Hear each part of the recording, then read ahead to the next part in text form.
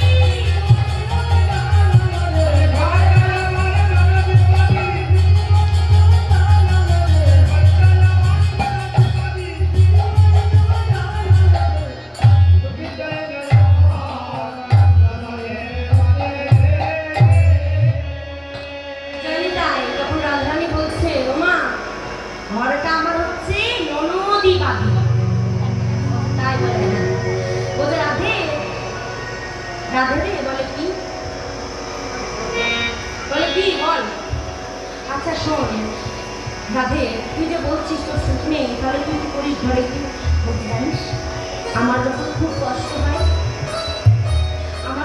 কষ্ট হয়, আমি তখন কি করি জানিস?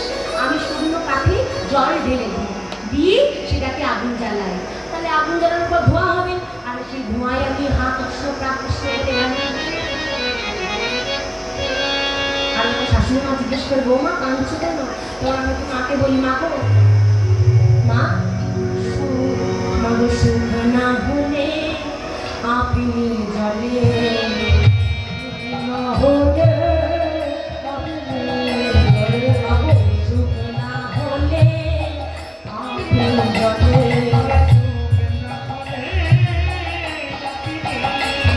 বলি সুখ না হলে আপনি জলে, সুখ না হলে আপনি জলে, সুখ না হলে আপনি জলে।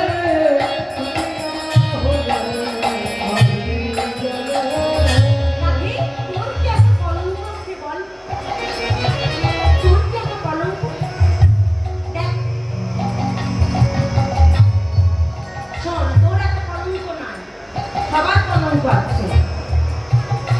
বলতে শোন, আমি না আমার বধূ যারা নাম নেয় না, যারা আমার বধূকে হিংসা করে, আমি তাদেরকে অভিশাপ দেবো। বলে কি? অভিশাপ দিবি? বলে আমার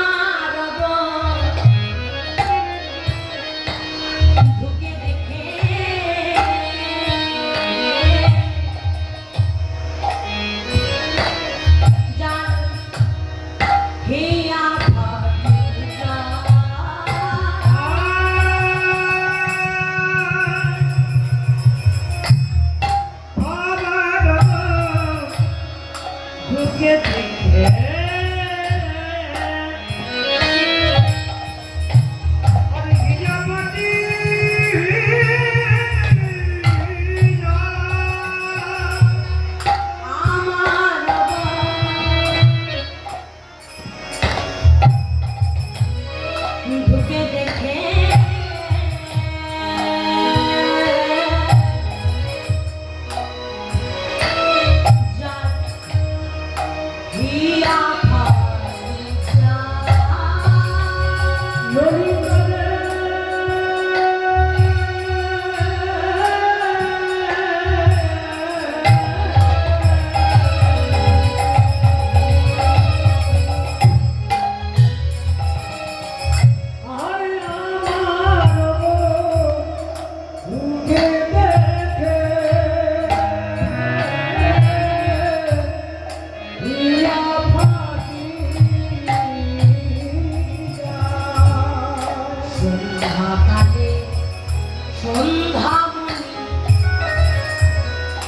করুক তার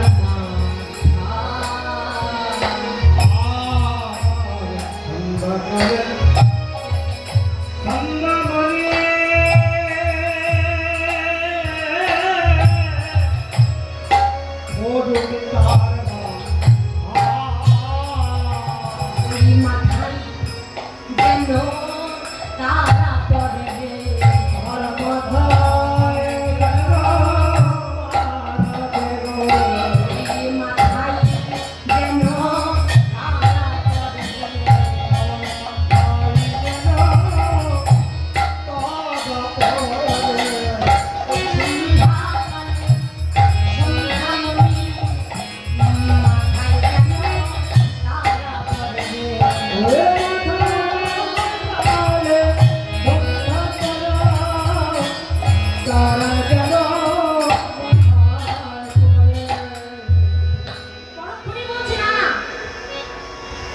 আমি অভিশাপ দেব না।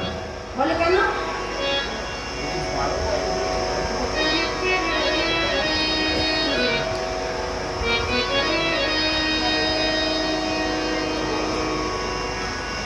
তাই বলছে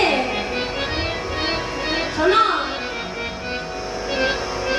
পরপুরি রাধারানী বলছে এই যে আমি অভিশাপ দেব না। বলে তাহলে কি অভিশাপ দিবি আবার? বলে শোনো, বলে আমার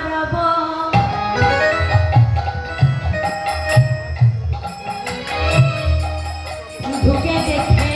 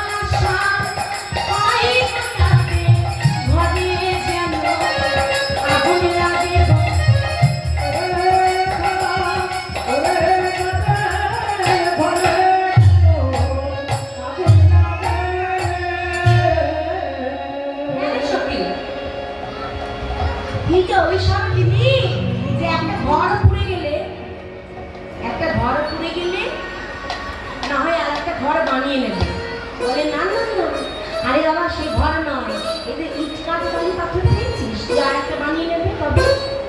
এ হলো দেহ ঘর, যেটা 14 পা দেহ ঘর, 24 রক্ত দিয়ে গঠিত।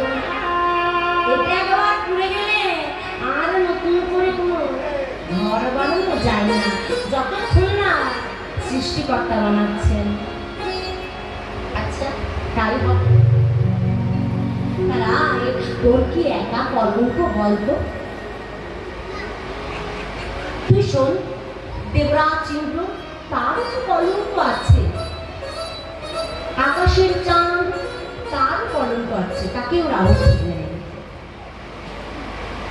তাহলে তোর কি একা কলঙ্ক? বলে না না, আমার কলঙ্ক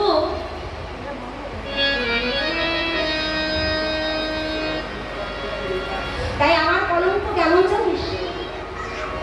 আমার কলঙ্ক একটু বেশি আছে, কেমন জানিস? বলে ফল করো তাল করিয়া আমি সাল, ফলে করো তাল করিয়া আমি সাল, করিয়া আমি সাল, ফলে করো তাল করিয়া আমি সাল, আমারও কলঙ্ক গায়।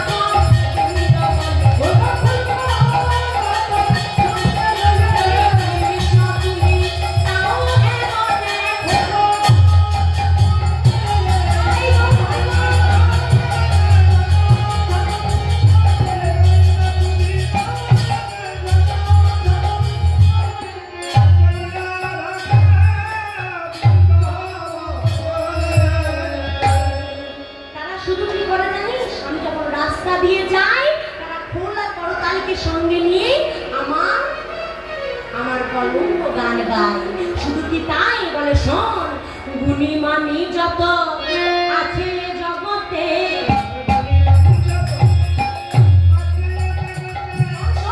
গুণী মানি যত আছে